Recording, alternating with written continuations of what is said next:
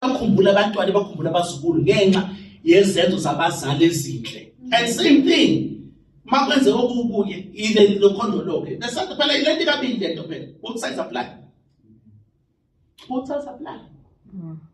Yezwa so into ebalekile emkhulekweni intanda kaNkulunkulu phezulu yonke into yonke emela uyayifuna kaNkulunkulu emkhulekweni. Amen. Into uNkulunkulu ithi intando yakho. Ithi intando yakho. Asifundeni nomkhuleko uJesu afundisayo ke lana ke esingasoqeda nawo. Verse 1. So I understand that sokukhuleka ukuthi yini. Ngakamcela uNkulunkulu uthandelele uNkulunkulu. Sometimes uzoba limited ukuthi ungenele kwazi ungenela kangakanani.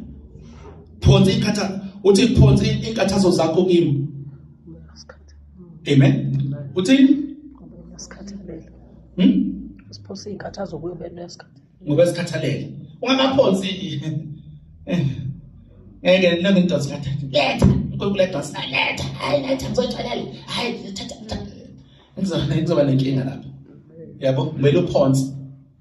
Petro uqala lo chapter 5 verse 7 no 8. Okay? Baba wethu osezulwini. Baba wethu osezulwini ukhumbule sithi khona baba osezulwini bese khona nobaba utho kuphi? Baba kuphi futhi?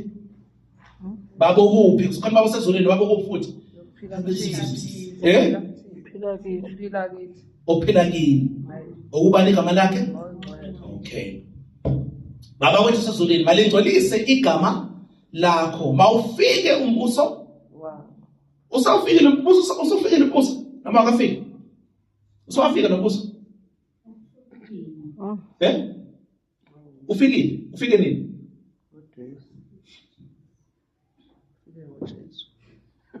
Ufikile nombuso makafiki. Uyabuza. Ufike ngoJesu. Ngashada madoda seniyabuza manje.